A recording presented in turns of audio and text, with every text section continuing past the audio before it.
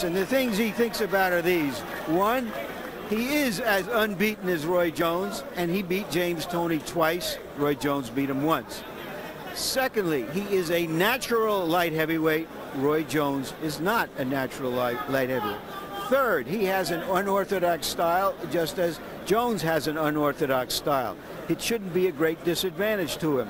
Fourth, he has everything to gain here.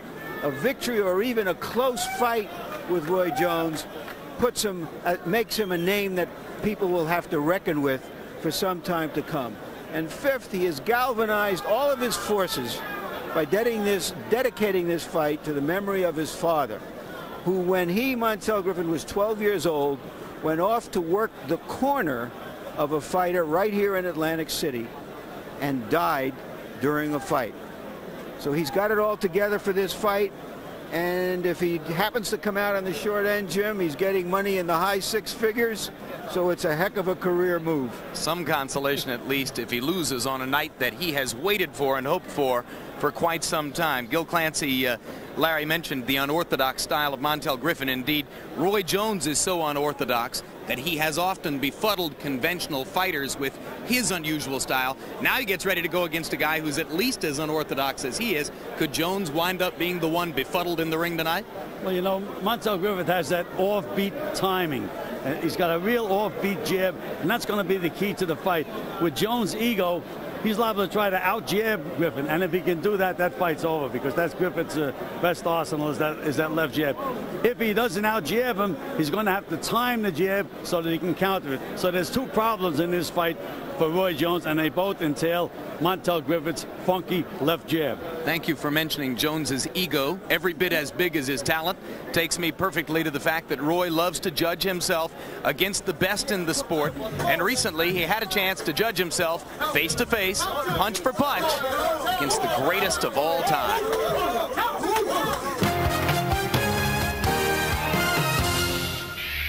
1974, Ali Frazier 2. I watched that whole fight with my father, and it was like all I saw was the fact that he was outthinking this guy, outwitting this guy, outmaneuvering him, and beating him mainly with his brain. Roy Jones says that fight left an indelible mark on his life. Only 5 years old, and Roy Jones recognized Muhammad Ali's special talent. It was at that moment that he knew he would try to follow in his footsteps. For some reason, something just kept telling me, look, you don't know how to throw the punches, but you can do the rest of it. And I just knew for some reason that I could do exactly what he was doing. Like Ali, Jones mixes phenomenal hands, quick feet, lightning fast reflexes. And for Jones, any comparisons to Ali are the greatest compliment that he can receive. It lets you know that obviously the road you took was the right road, because it's so close that people compare you. Mr. Clay, Muhammad Ali, Mr. Muhammad Ali. But despite any boxing technique parallels that might be drawn, it is Ali's strength and conviction outside the ring that Jones believes has had the most impact on his life. So getting the opportunity to meet his idol was a moment he will always remember. I didn't know that he knew so much about me, you know, and that was a real shocker to me. And after I was around him a little bit, to find out that his mind still operates just almost as good as it was back when he was champion, really made me feel a lot better for him. It made me feel so good because he reminds me of the person that lives inside of me. I think every individual should have somewhat of a moral status that they live by, a moral quota that they reach. Last month, Roy Jones invited Muhammad Ali to his hometown of Pensacola to share the stage in front of 7,000 high school students. Standing side by side, the two spread their message. It's a very special and most important day to me. The message is basically, since we were all put here together, why can't we all just live in peace and harmony? Why fight?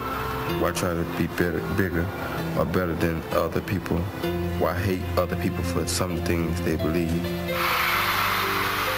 And when the day was over, it was Roy who found out that even the greatest was impressed.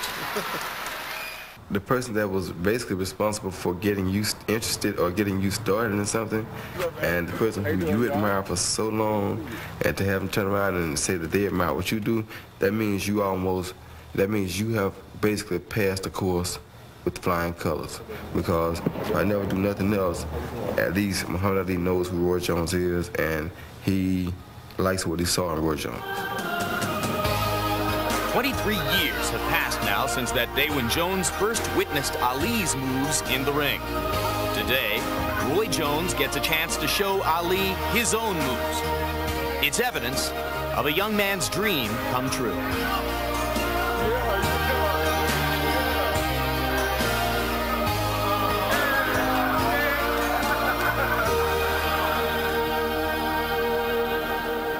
Nice to see that he can still float like a butterfly and sting like a bee, huh, Gil?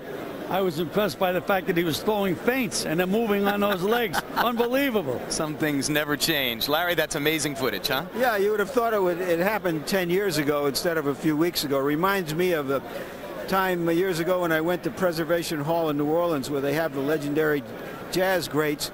And between numbers, it looks like they're falling asleep, or maybe they've even passed away. But as soon as the music started, it was like the blood began to pump, and they were 28 years old again, really playing up a storm. And that's just what you saw with Ali. As soon as the bell rings, he's out there dancing. It's a great thing to see. Thing of beauty is a joy forever. Tail of the tape now for Montel Griffin against Roy Jones. Light heavyweight championship fight. Griffin 2 years younger than Jones. Like Jones, Griffin believes he was robbed of a gold medal at the Olympic Games, as he was beaten by Torsten Mai of East Germany in a quarterfinal in 1992 at Barcelona, in a fight in which Griffin seemed to be getting the better of Mai. They both weighed in at 175. Jones with a 4-inch height advantage and a 5-inch reach advantage, if in fact those are advantages, because much of Griffin's style is devoted to turning his short stature into a plus rather than a minus. Punch that numbers, Larry. Here's a look at how they fought the same opponent, James Toney, and you see that the numbers are remarkably identical in terms of how active they were and how many punches they landed. But in the power punch department, you see that Jones threw more and landed more, but that shortchanges Griffin a little because his jab is his best punch, and it's a more useful one usually than Jones's jab is.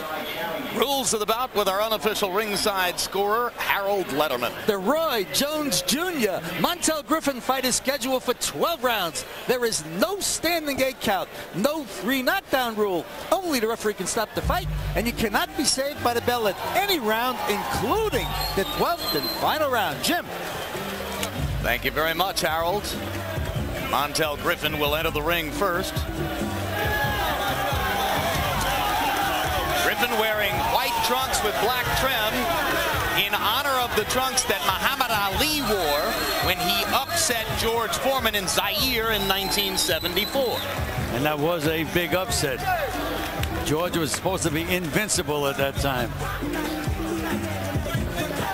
The odds in Las Vegas opened as high as 17-1 on this fight. The last time we checked a couple of hours ago, they were down to 6-1. Roy Jones the favorite, of course.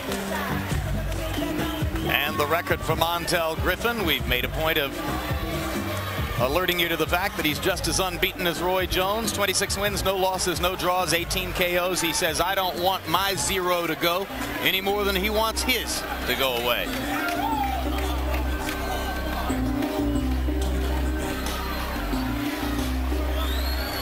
And now Roy Jones will enter the ring to his own musical composition called Patience is a Virtue. A reminder to him that he wants to be patient in the ring against the crafty Griffin tonight. I sometimes wonder if there is anything that he can't do. I wonder if he's tried pitching baseball. You've seen him play basketball on the day of a boxing match. He has other athletic talents as well. I know you love him, and there's not much not to love about him, Gil, but there are a few holdouts out there who insist that he's a fighter of extraordinary talents, but they want to see him in a real fight, having to face real adversity before making final judgment. Well, this is about as tough a guy as he can fight tonight. From his past history, it should bring out the best in Roy Jones. program under which Jones and Muhammad Ali have been visiting schools together is called Healing. It's the title of Ali's new book, done in collaboration with his biographer Thomas Hauser. And Roy Jones, now in honor of that program, wears the Healing logo and the word itself on the back of his self-designed robe. He writes the music, he designs the robe, he makes up the logo. He's won 34 fights, lost none, and has 29 KOs. World champion at 160, then 168, and now 175. Let's go to ring announcer Mark Barrow for the official introduction.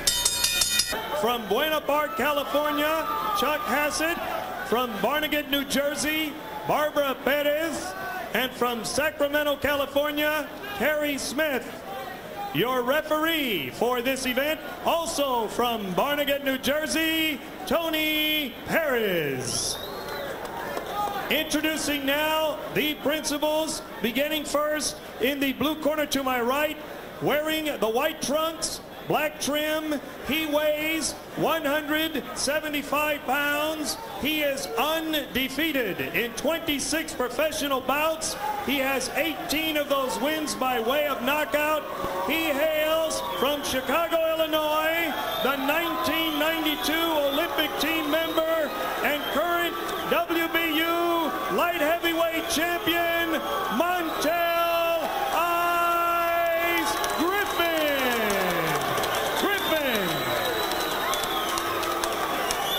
His opponent in the red corner, wearing the blue trunks, also weighing 175 pounds. He is undefeated in 34 professional bouts. He has 29 wins by way of knockout.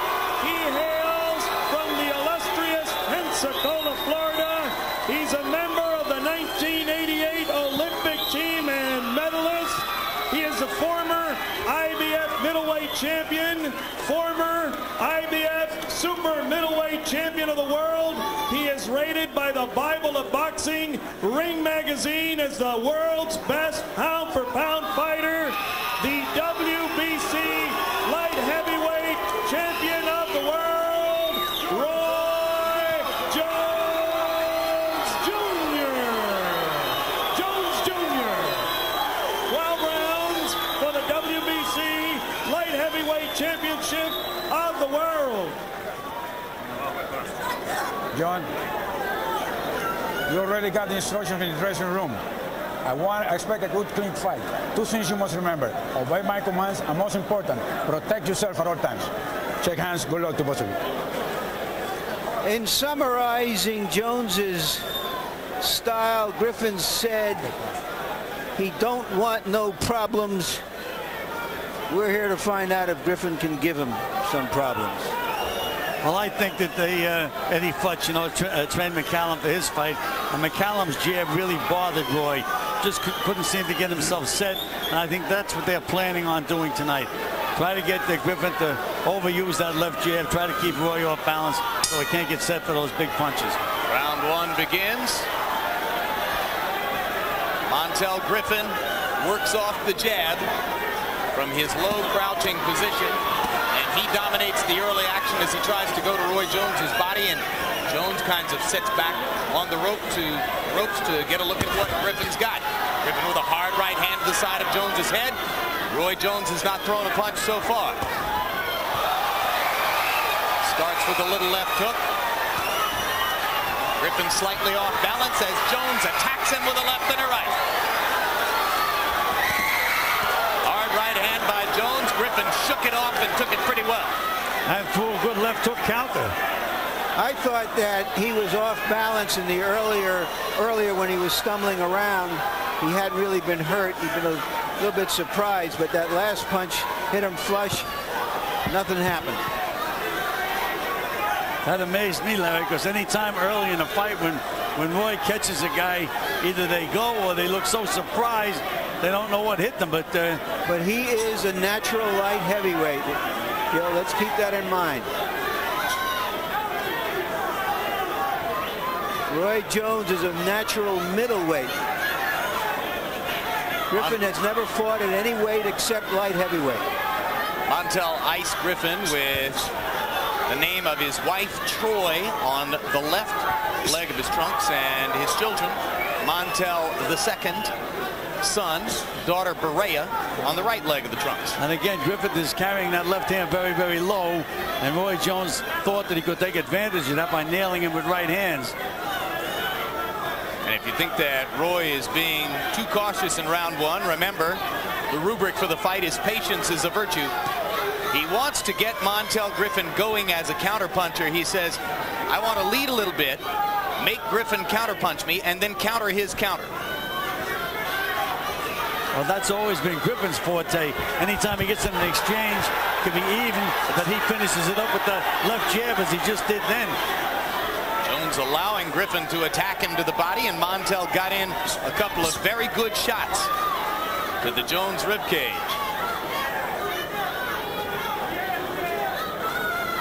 Both fighters trying to get a good look at each other and each other's unorthodox styles here in round one.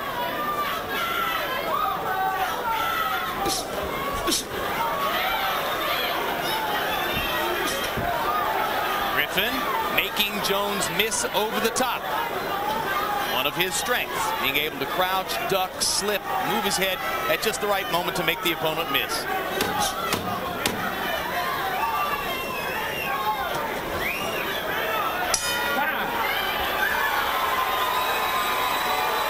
Roy Jones entered the ring. He was gesturing to another light heavyweight titleist seated at ringside, Virgil Hill of North Dakota. He is the obvious next opponent on the horizon for the winner of this bout, or the horizon, I should say, for the winner of this bout, regardless of whether it is Griffin or Jones. Didn't see whether Montel noticed him, but Roy Jones walked right past him into the ring and was gesturing at him, and Hill gestured back. When he's trying to entice you to come in, slide in, and feint. Right. Keep feinting. Keep feinting. Get him against the ropes. Use those combinations that you're using. But when you come out, don't come out standing up straight. Come out low or go to the side, one side or the other, okay? All right. Another visitor here tonight, Evander Holyfield. Roy Jones with an uncharacteristically low punch output in round number one, as he took most of the round to try to feel out Griffin and his unusual unorthodox style. Griffin landed more punches in round one, and we'll wait and see what happened on the scorecards. That Roy Jones left hook is like lightning. But his left jab is like a glass of water. Well, right now, again, Larry, he's jabbing short. He's not committing himself with that jab. Never know exactly what's in Jones's tactical mind as he goes into a bout. Well, we had mentioned that he might try to out-jab Griffin, but he is jabbing a lot, but he's not hitting anything. He's throwing an 18-inch jab against an opponent who's 36 inches away.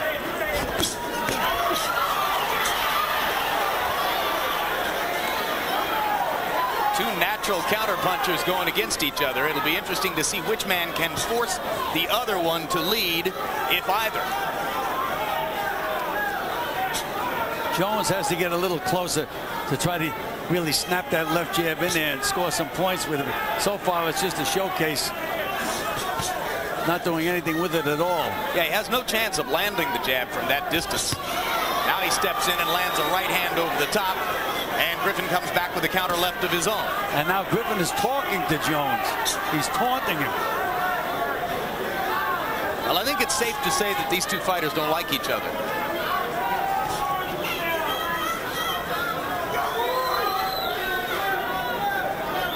In fact, after the weigh-in yesterday, Roy Jones had his phone shut off and told his trainer, Alton Merkerson, don't try to reach me.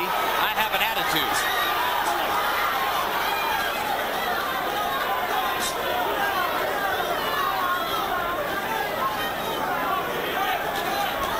You can see both fighters really respect each other. A lot of feinting, not too much punching.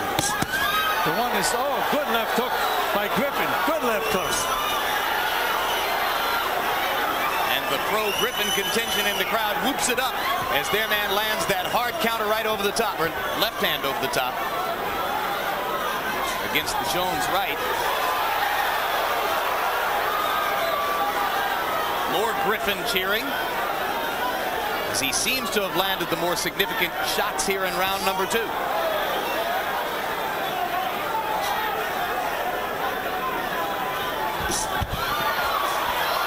Quick left hook landed inside for Jones as he stepped in.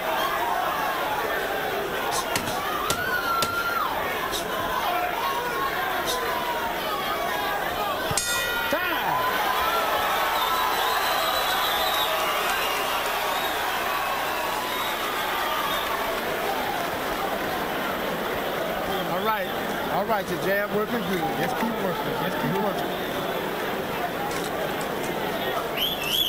When you get on the ropes, don't square off too much. Right. Feed him your left shoulder. Feed him that left shoulder and try to get that, give him some water on his head. Try to turn that right uppercut under to his chin and come back to the head with a hook. That's good. Okay? That's good. Just don't square off too much in the rope. You're all right. Give him that small lane, give him a right uppercut hook, then come on out. When he turns, put it on his head. When he turns, be there waiting on him, catch him with something, okay? This has been a tactical fight with spurts of action like this. There you see a big sweeping left hand. Later on in the round, again, you see Griffin landed a nice right hand, comes on the attack. There hasn't been a significant light heavyweight fight, I don't believe, in 16 years right here in Atlantic City. Michael Spinks, Dwight Braxton. This one doesn't have the hype that one had going into it, but it may be developing into a significant light heavyweight fight. Now, Larry, in Griffin's corner, I noticed they were massaging his arms after the first round as well as after the second round. I believe you should let a fighter rest between rounds. Put his hands in his lap and let him just rest. By them moving those muscles like that, I don't think that's going to do Griffin any good later on in the fight.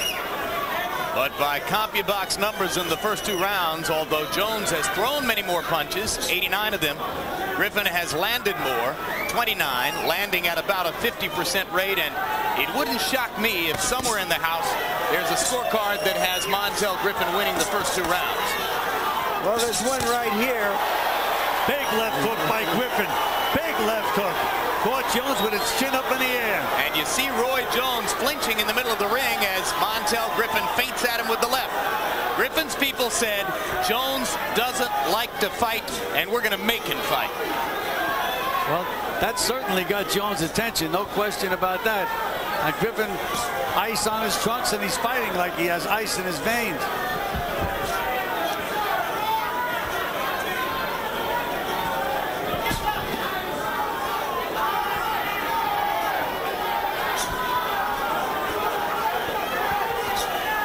I can't understand Roy Jones with that 18-inch jab, as you mentioned.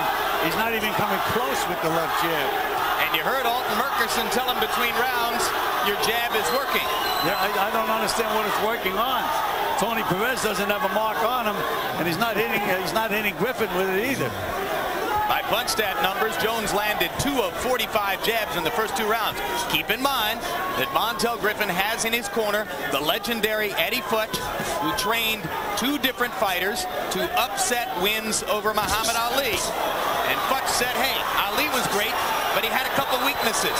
Jones is the same way. Well, what Jones has is that big one punch, though. He can change a fight around with one punch.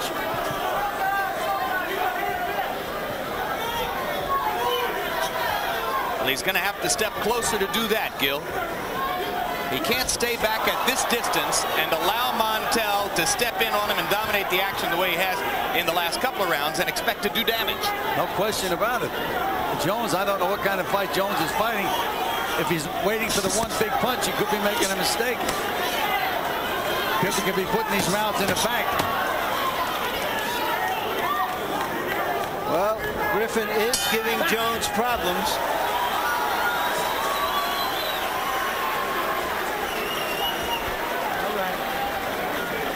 Coming. Yeah. Get him something on his head. He's coming. Start fainting down. My head. Start fainting down the stomach a little bit. See what it do. See what it do. You might even land something up top. Okay? All your jabs high now. Just drop it down. Faint down. See if it dropped them hands. Try to sit your hook up now. He's closing the gap up a little bit. That's good. That's good. Get your butt out on the ropes. Don't get too straight up so you can get some leverage on your shot. That's good. Okay? So you can get some leverage on the Once again, the significant punch landed in this round by Griffin.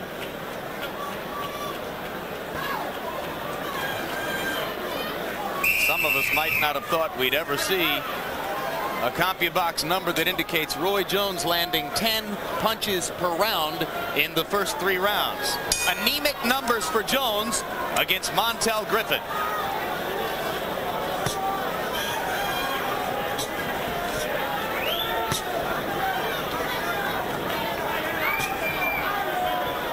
Throws 4 more jabs to begin this round, none of them anywhere near Montel Griffin's face. He has never liked to commit to the jabs because he is so defensive-minded. He doesn't want problems. He is able to fight like nobody else fights because of those amazing reflexes and his strength. It's almost like he throws few body punches, few meaningful jabs. It's almost like talking without verbs and nouns, but he's gotten away with it up till now. But if he does this for 12 rounds against Montel Griffin, he's liable to watch his 0 go away. So something will have to change for Roy Jones in the next few rounds as he continues to develop this fight plan if he's going to have a chance to win. Well, number one, if I was in Jones' corner, I'd tell him to start showing the jab to Griffin, but then throw good solid left hooks to the body and then bring him up to the chin. But that's another thing that Jones does not like to do. He doesn't like to really drop down and throw those body punches. Now, on the other hand, Gil, Montel Griffin has found 3 or 4 opportunities to land big left hooks. So he's solving something about Roy Jones's right hand. Yeah, and also anytime that Griffin has a chance to flurry when he has Jones on the ropes, he'll bang him with a few good solid body shots. But Jones, I don't know what he's waiting for. When he fought cautiously in the closing rounds against Mike McCallum, a lot of people said, well, okay, Roy carried McCallum because of his respect for the aging fighter. But his critics, those who aren't overwhelming Roy Jones fans, said, my God, if he had that much fear of McCallum, how's he going to treat Montel Griffin? Well, it would seem to me that very strange if he had any fear of Mike McCallum, because McCallum really hasn't got any power, or no longer has any power. But there's Griffin again. When he gets the guy on the ropes, he's hustling and scoring points. That's exactly what he did to beat Tony. He out-hustled him in the rounds that were close. There's the first solid jab that Jones landed. Griffin scoring in close. Roy Jones not scoring when Griffin bangs him against the ropes. It's been the kind of fight that Montel Griffin might have dreamed of so far.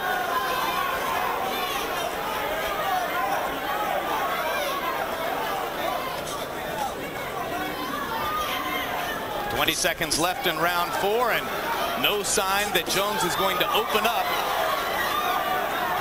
and begin to shed this shell of caution anytime soon. Meanwhile, Montel Griffin gaining in confidence with each passing minute. And Griffin rakes Jones to the body again as round 4 comes to a close. Join us tomorrow night and next week for Sports. With some jabs, man. Just touch bothered it, man. See what I'm saying? The feints bothered. But if you step back, you give it up. Okay. You know what I'm saying? Just hold it. Make him earn everything you get. And keep your right hand high in the process. Okay? Okay? Well, if you were with us at the beginning of the evening, you heard Roy Jones boast in our opening tease.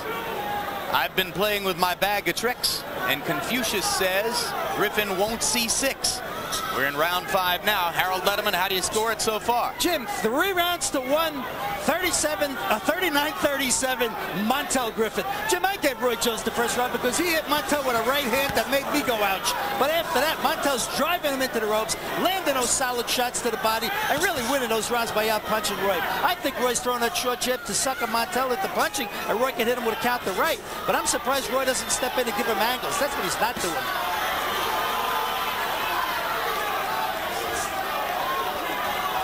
stepping in would require taking a risk. Jones begins to move forward just a little bit, but still with an attitude of caution. I don't know for how much longer patience can be a virtue, which is how he termed this fight, Roy Jones.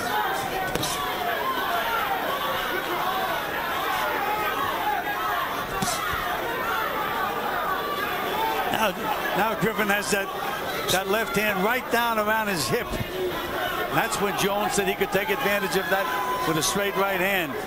But again, Larry, he's being overcautious and he's really not letting anything happen. But you know, both of these fighters were taught how to fight by their fathers at very young ages. So they're both ring wise. And this stance by Griffin is trying to make Jones punch him with the right hand, but he's not there to be hit that easily. Jones up and under with the left hand, one of his better punches of the fight. I woke Griffin up a little bit because he was starting to get fall asleep a little bit. Yep. The Jones contingent in the crowd whooped it up for that one.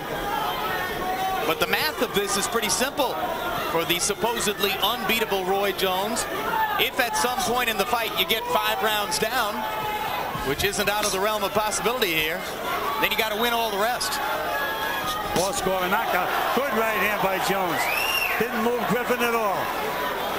Griffin ducked right into it, which indicates that maybe Jones is starting to size up his moves. Another right hand and a quick left by Roy Jones. And a good counter by Griffin. Good left hook counter.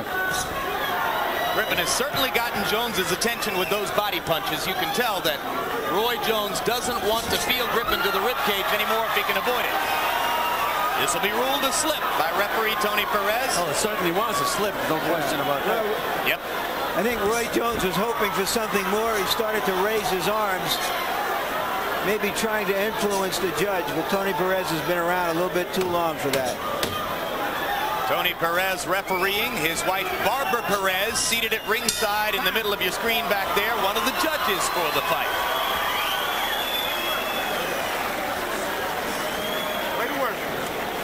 All right, his reflexes. Reflexes slowing down a little bit now. You gonna be able to hit this turkey in a minute. No, he got my head, sir. Get it on his head. You gonna be able to start hitting him in a minute. Way to work, way to work. We're doing good. Way to control the fight, man. I'm here against you. Just don't let him. Yeah. No, just don't let him sit back. Don't let him sit back. Keep something in his face.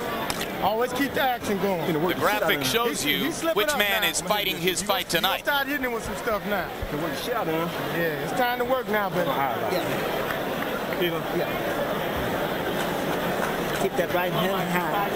Keep that right hand high. You throw the right hand in the body, you try to make you forget about the left hook. You keep the right hand high. Okay. He's trying to find something to work. Okay.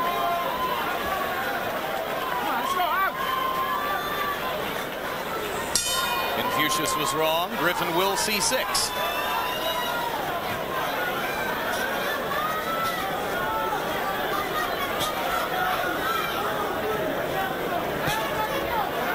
Hot, humid night in here. Grand ballroom at the Trump Taj Mahal. Both fighters. Every time Jones stays against the ropes and allows Griffin to throw those body punches, it's scoring points for Griffin. Good left hook by Griffin. Jones nailed him, but Griffin nailed him right back. Out-punched him. Jones using some of the stuff that has dazzled previous opponents. Griffin eating it up right now.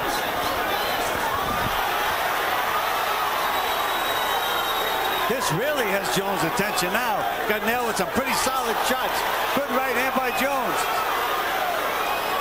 Jones starting to use the straight right hand lead a little bit more often as Griffin continues to work with that left hand held way down. Right now Jones is starting to get a little wild and Griffin is still composed.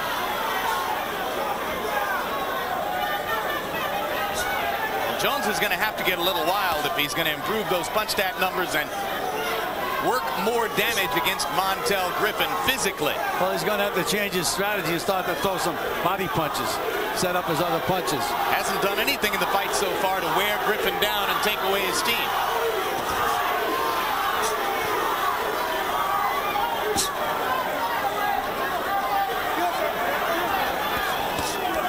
Griffin leaning on ropes, working him to the body when he gets a chance.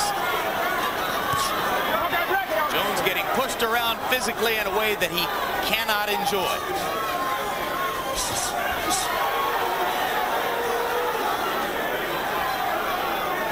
Jones is trying everything in his bag of tricks, and nothing is working thus far.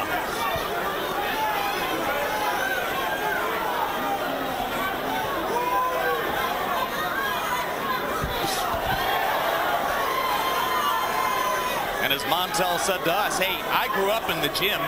I'm not going to be thrown off by any of his tricks. I've seen all that stuff since I was 5 years old. Not too many, though, have seen all the tricks that Roy Jones has. I mean, he's a special talent. But what he's doing now, I don't know. Jones, the blistering combination using his incomparable hand speed. Griffin backs out, waves his right hand, and goes back to work with the left. Jones leading with the right hand more and more frequently to take advantage of Griffin's low left. Another right hand lead, just missed.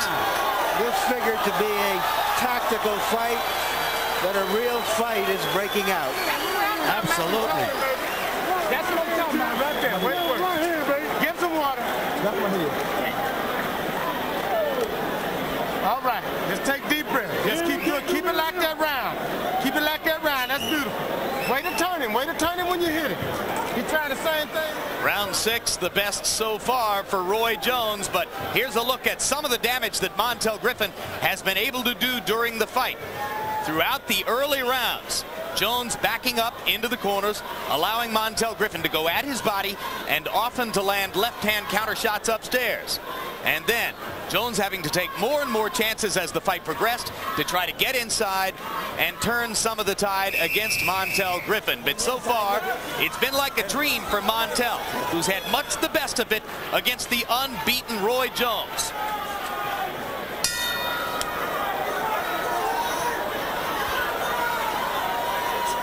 And we go past the halfway mark.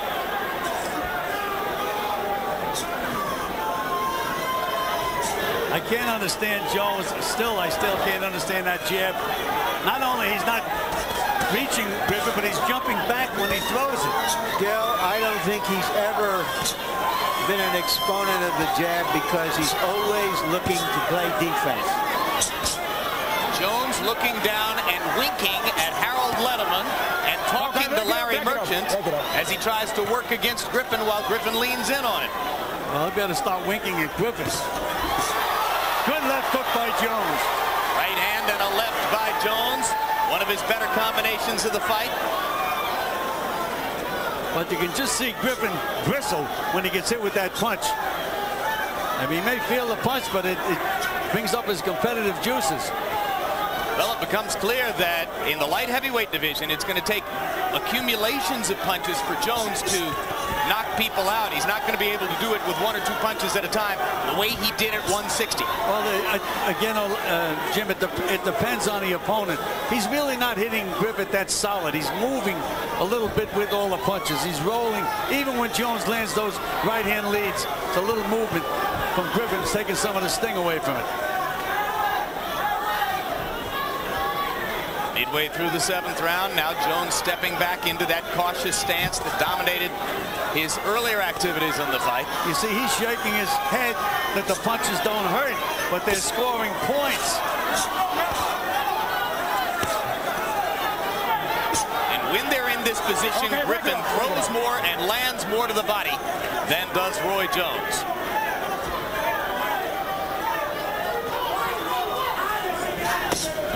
There's where he should be throwing that left hook. Right down there to the body. That'll set up everything else.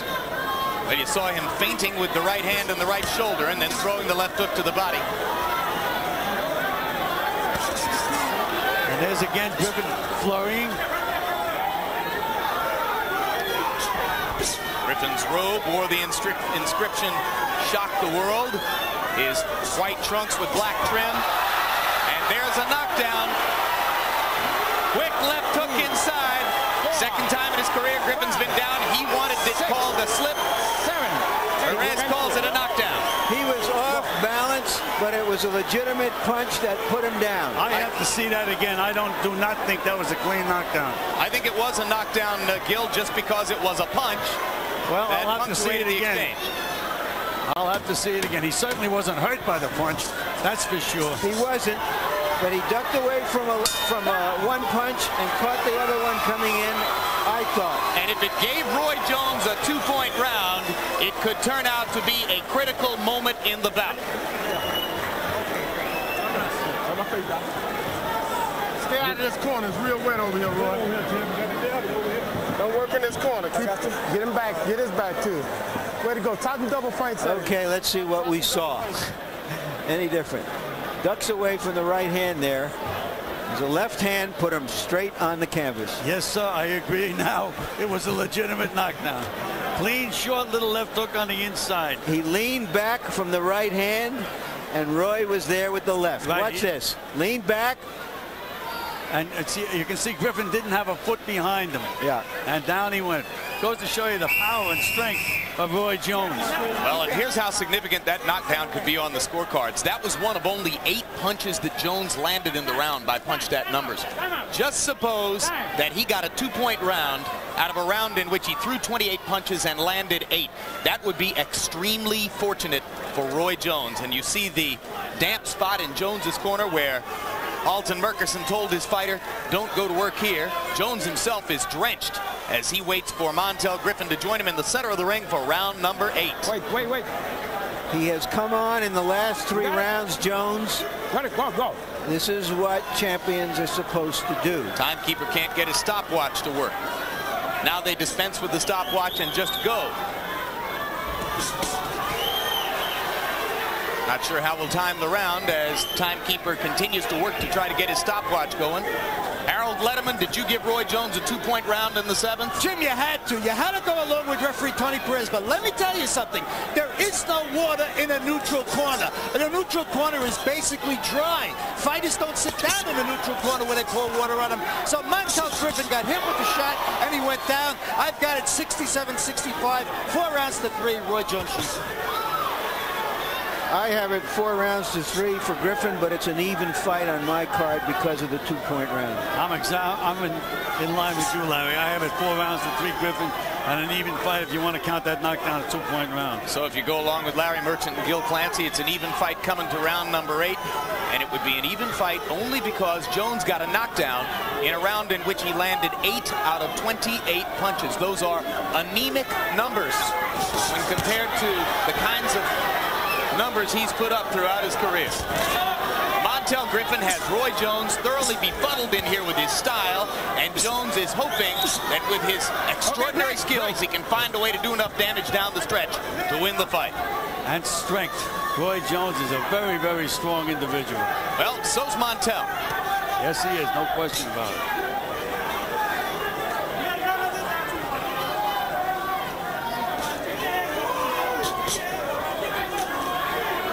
James Toney clearly underestimated Montel Griffin in their first fight. Good stiff jab by Montel Griffin. Roy Jones fires a right across the top and then immediately covers up, and Montel Griffin bashes him with a counter left. But also Montel Griffin moved Jones with his shoulder first, which was a foul. And then he nailed him. Really nailed him.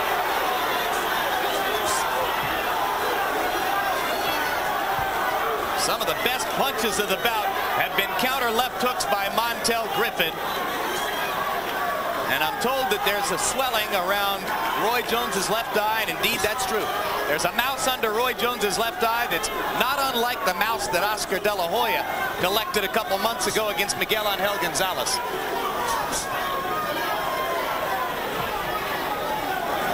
This is where Montel Griffin scores his points. Yep.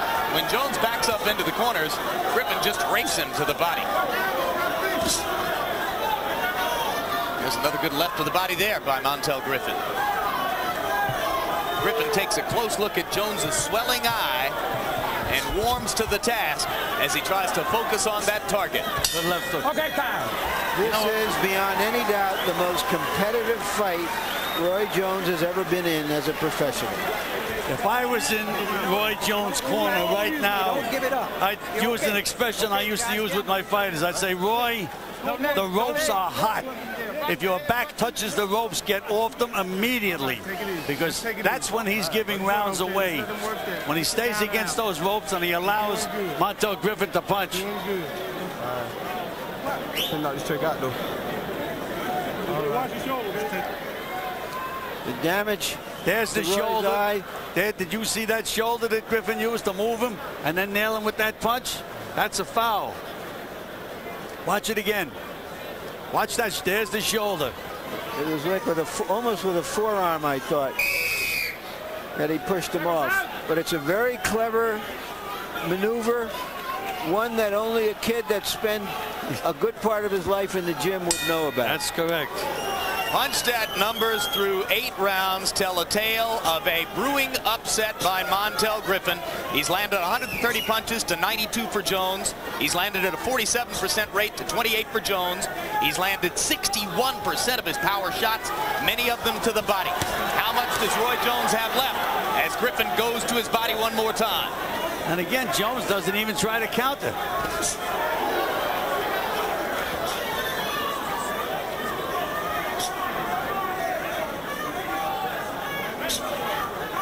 There's that short left jab again, Larry. Griffin is just ignoring it because he knows it's not coming at him. He doesn't even blink when he throws it. It's like shooting a blank cap pistol. Jones nailed him pretty good that time. Jones nailed him with a good left hook again.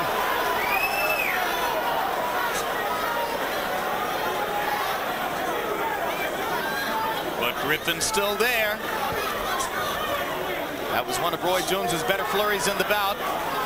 Montel just goes back to waiting patiently for him at the center of the ring and waits for Jones to back up into the corners where Montel has done so much of his damage. There it is. Jones goes to the ropes. Montel goes to the body. This is not a case of Montel Griffin forcing Roy Jones into the ropes and the corners. Jones is going there himself. And that's why I said if I was in the corner, I'd tell him stay away from the ropes.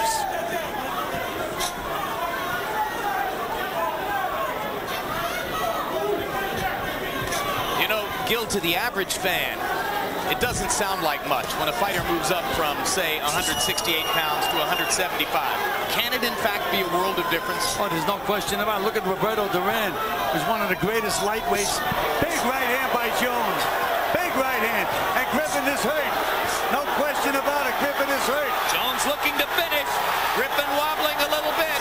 Jones comes in and lands the right hand lead again. And a couple of left hooks. And Griffin's knee goes down. And Jones lands 2 punches after Griffin's knee was on the canvas. And now Griffin slumps forward. And Tony Perez starts the count. That was a foul. I don't know. He's not getting up. No question about it. 2 punches while he was down. Not 1, 2. And the doctors are in there with Montel Griffin, who took those 2 blows with his knees on the canvas. And that was the difference between a knockdown and a knockout, or so it appeared from here. It was a definite foul. Foul. Harold Letterman wants the rule. Jim, in my mind, there is absolutely no question that Tony Perez had just cause to disqualify Roy Jones Jr. should he have made that decision. I mean, it's the referee's call. In my eyes, absolutely he fouled him. Griffin seemed to be down on 1 knee, and Jones knocked him out when he was on the floor. You know what? Perez could have disqualified him. Let's take another look. Griffin goes down from an accumulation of punishment. Now he's down. He went down voluntarily. That's why Jones was a little bit mystified. Oh, there's no question that Jones. You remember the Riddick Bowe Mathis fight when they.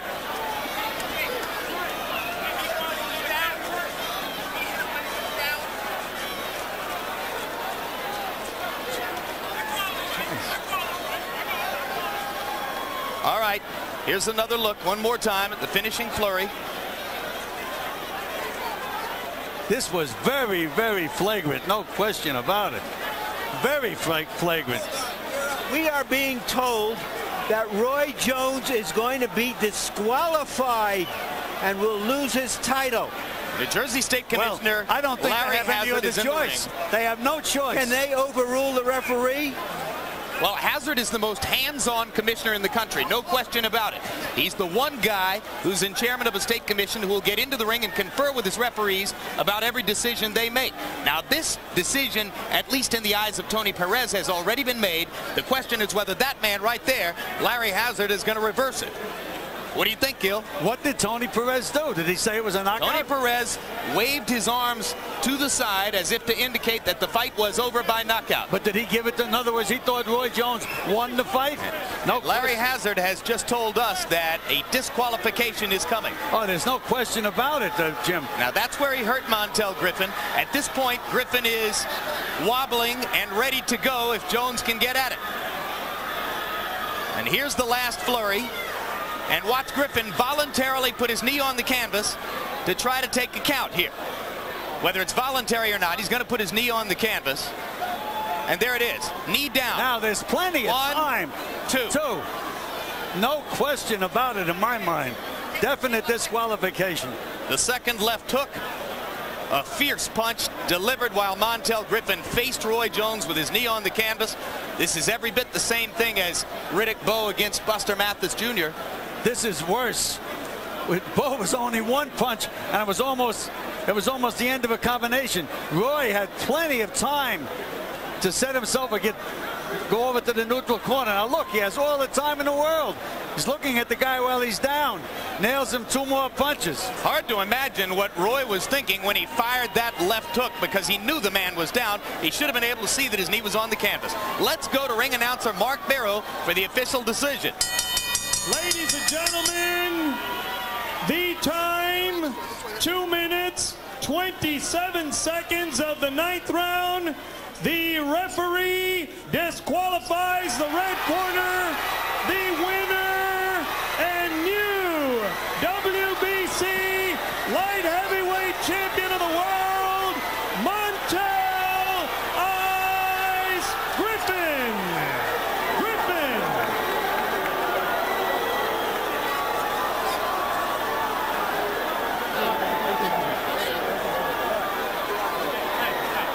Well, you can see the conversation taking place there between Jones and Griffin. And certainly the right decision has been made here. If ever there was clear ground for a disqualification, Harold, Gil, that was it, right? Jim, No yes, question. but I want to tell you something. I honestly believe he faked it. Now, you watch Montel Griffin after he got hit with that hook. He looked up at Perez and then went down on his face, and he stayed there as Perez. But Harold, the rule job. doesn't talk about whether he was damaged by the blows after he was down. The rule only says that you don't hit a man after he was down. Absolutely, but he didn't have to fake anything to force the disqualification. Did he, Harold? No. Okay, let's go to Larry Merchant. All right, thank you, Jim. Roy, can you tell us what you think happened on the knockdown, knockout, disqualification? I'm going to tell you exactly what happened. The referee told me before the fight that it's no standing 8 count. So I hit him. I knew he was weak. He was going down. I thought he went down, but the referee didn't come, so I didn't know if he come back at me or not. So I bounced back. I hooked him again. I bounced back. The referee still didn't come, so the referee said no standing 8 count. But I ain't looking at his knees. I'm looking at his face. So you're saying that first, because the referee had said no standing 8 count, you thought that because Montel seemed to go down on one knee of his own volition, that he wasn't really knocked down? No, I really didn't know if he was going down, if he slipped or coming back at me or not. I can't stop. If I stop. So, and you're saying, Roy, that the referee never came at you and tried to separate you? I didn't feel the referee trying to separate me one time. I'm sitting there, if you show it back over, I'm bouncing. Wait, all you got to do is touch my left arm and I'll stop. Let's take a look at the knockdown and the knockout. All right, here it is. You describe what you see. Right here. I know you hurt, right? I'm trying to find me a good shot. Yeah, I thought he slipped, but I didn't know if he coming up or what. I don't want to hit him, but the referee got to stop me, you know? I don't know what happened, and the referee ain't stopped me. You know, and I know he's down, but I don't know if he's down, if he's low or what. I'm just trying to finish the fight. The momentum is going. I feel like it's a good fight. I want to capture, and I'm at him. All right, let me add this then. Are you suggesting that because Griffin is a guy who fights low, who ducks down a lot, that you weren't sure that he was knocked down? I didn't know if he down. If he come up off one knee and hit me and knock me out, the referee gonna count me out. So the referee said no standing leg count, so I got to try to put him on his back. That's what I consider down. I know he went to his knee, but I didn't know if he was on his knee for sure or what. I ain't got time to stop and say, well, let me look and see if he's on his knee. I got to do what I got to do. I'm still champion as far as I'm concerned. Montel was a good fight, you know what I'm saying? He's a good fighter. I can beat the kid. He cannot beat me. Everybody see that. I mean, they want to disqualify me to take my title. That's fine. You know, I can deal with it. I got stole. Gold medal got stolen from me. I don't mind. You know? Up until the last few rounds, he was giving you a lot of trouble, and you came on. He's a counterpuncher. A short counterpuncher gonna give you trouble. But I know I had him. I know I had him weak. I had him out of it. I said, yeah, now I got him. I caught him with the right hand. Boom, there he is. I know I got him. But did you get overeager, Roy, because of all the frustration you were having with him? Not necessarily the frustration. I was eager because I want a good, exciting knockout. I want to get me a knockout. You know what I'm saying? Hey, but don't worry about that. Don't worry about that. I mean, if you want a rematch, you get a rematch. If you don't, I can't make a fight. I don't cover spill milk. I fought a good fight. I didn't lose. Nobody beat me yet. Disqualification, I can take that. Ain't nobody gonna beat me. Do you want a rematch? He probably gonna fight me no more, man. The kind of heat I put on it, man, come on. I mean, I'll take a rematch at a heartbeat, but he probably won't want to fight me no more, you know? I mean, you know, that's how stuff goes. That's life. That's life, but that ends the feeling that you had that you were an unbeatable great fighter. No, it doesn't, because I haven't been beaten. I got disqualified. Thank you very much, Roy. Thank you very much. All right, back to you, Jim. Well, let's take a look at the official scorecards to show you how the fight stood through the first 8 rounds. Interestingly enough, Roy Jones was ahead on 2 scorecards, behind on Barbara Perez's scorecard. She, the wife of referee Tony Perez, through the first 8 rounds. So obviously at this point, Gil, the fight was still up for grabs. No question about it. The fight was up for grabs. It looked like Roy was starting to come on. He had just hurt Montel badly in that round. There was absolutely no reason or no cause. He's a professional fighter. He had plenty of time after Griffin was on the deck. It wasn't the end of a combination or anything like that. It looked like he just looked at him while he was on the ground and on his one knee down and just hit him with the right hand. And worse yet, came back with a left hook. I don't understand the left hook at all. So you agree unequivocally with the disqualification? Oh, there's no question about it. All right, let's go back up to Larry Merchant in the ring. All right, I'm with Tony Perez. Tony, tell us what you saw and when you decided it was a disqualification. Okay, when he knocked him down, you see him in the floor, he hit him twice in the floor. The reason I kept counting was because he might be able to get up. And then I would take 1-2 points where I think it was, but now the guy is impaired, he cannot continue. He was major foul, hit it twice, so I got to disqualify the man. Tony, what Roy Jones said was that number one, because he ducks and dives a lot, he wasn't quite sure he was on the floor. Be that as it may, he said he never felt you jumping in to pull him away, and that's why he thought he should continue. Were you late in coming in on him, or was that just the way it's normally done? I was not late. He could have an excuse, you know, he had to have an excuse. Or I was not late. I just waving out and I start counting the guy. But when I saw he was impaired, that he could not continue, then I had to disqualify because the guy couldn't continue. If Montel Griffin was able to get up after that last punch, okay, would the disqualification still be in effect, or is the fact that he laid out? If he could continue and he was in good shape to continue, I would have taken a point or 2 points. But if he cannot continue, he's impaired, I have to disqualify the man because the rule said you cannot hit the man while he's on his knees on the floor. All right, Commissioner Larry Hazzard, you have any input on this? No, I think that the referee has explained the situation adequately enough. He made the decision. That's why we have a referee in the ring. You know, if this was a decision that the referee made, if the referee, what he said was wrong, then prove him to be wrong, and then that's when I will come in with some type of decision. I have to accept the referee's decision here. The man was on the canvas. He got hit while he was down. The rules say you cannot hit a fighter when he's down. Thank you very much, Larry. And you too, Tony. And in a moment, Jim, we'll have the winner and new champion. Montel Griffin.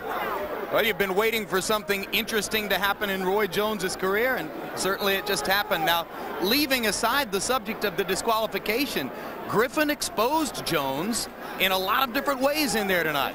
No question about it. Again, As the judges had, it was a fairly even fight, but I thought, again, Roy had just nailed him and maybe would have come on and won the fight. But Griffin certainly exposed the fact that Jones just isn't busy enough, doesn't set up his combinations. He just looks for those quick reflexes and that great punching power. And against a good, solid fighter, he can be outpointed. I think Larry's ready with Montel Griffin now. All right, thank you very much, fellas. And now we have the winner and new champion by disqualification with his wife. You tell us how you remember that what happened in that last sequence and what you will see on the tape as we replay it, Montel. I just feel like this. I took the fight to him. I thought I was landing good shots. I was making a miss and everything.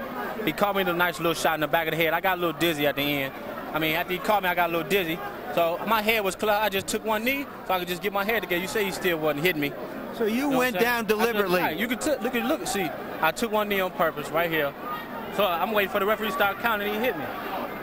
All right. Now you had a delayed reaction there, and what the referee said was, if you had been able to continue to fight, that he would have penalized Roy Jones, but the fight would have gone on.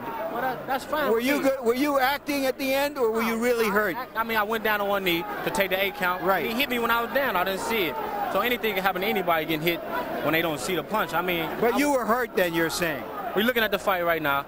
I'm moving. I take one knee on purpose. I look up, and he hits me without me seeing it right there.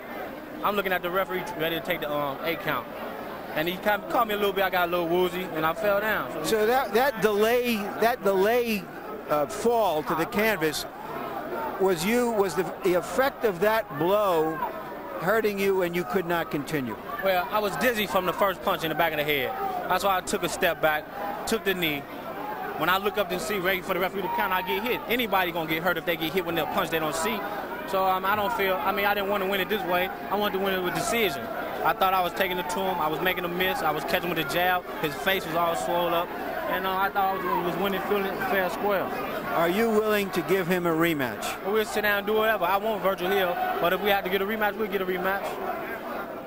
Do you know that, or you wouldn't know, but I'll report it to you, that you were just barely losing on a split decision up to that point, although if that round would have counted, you would have been behind.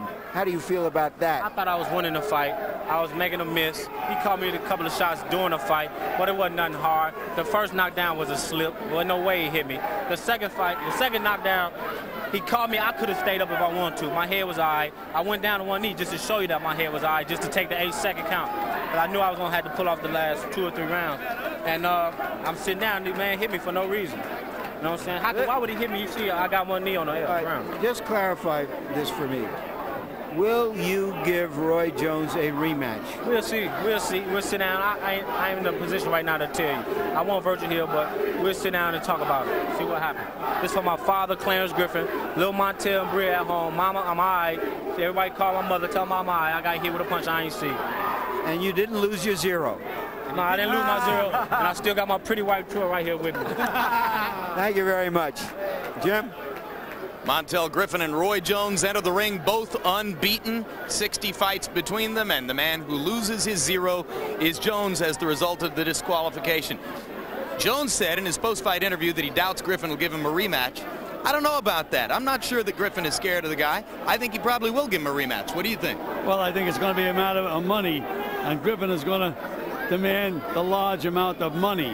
If they can satisfy Griffin, he'll give him a rematch. He might make him wait while he fights Virgil Hill. No, I don't think so. I think that if the money is right, I think that Griffin would give him a rematch. All right. And what do you see Jones doing differently in a second fight against Montel Griffin? Well, I don't know. If he listened to our criticism, he might try to use the jab a little bit more effectively and stop being so cautious and start punching a little more to the body. Gil, pleasure to be with you again tonight. Thanks very much for filling in for George Foreman again. Okay, my pleasure. Greatly appreciate it. Larry Merchant, another bizarre evening on HBO's World Championship Boxing. It ain't over till it's over. That's right. And sometimes you don't know if it's over even then. Going back to the 2 Galata disqualifications, this happening to Roy Jones, who has never ever shown any inclination to do something like this. I think that Griffin was giving him the most competitive fight he has ever experienced, And I think what happened there, as Roy Jones himself admitted, was that this was a response in some degree to his frustration over having to really fight harder than he expected to. Give Griffin credit. He's the one who frustrated Roy Jones. And what can you say after that? You can say, I hope we see a rematch at some point down the road, so all of this can be resolved between these two light heavyweights, while a third light heavyweight, Virgil Hill, waits in the wings. And just as Griffin is cagey in the ring, you can see that he's going to be very cagey about giving Roy Jones a rematch out of the ring. But I agree that that's where the big money, the most money he can make would be in a rematch.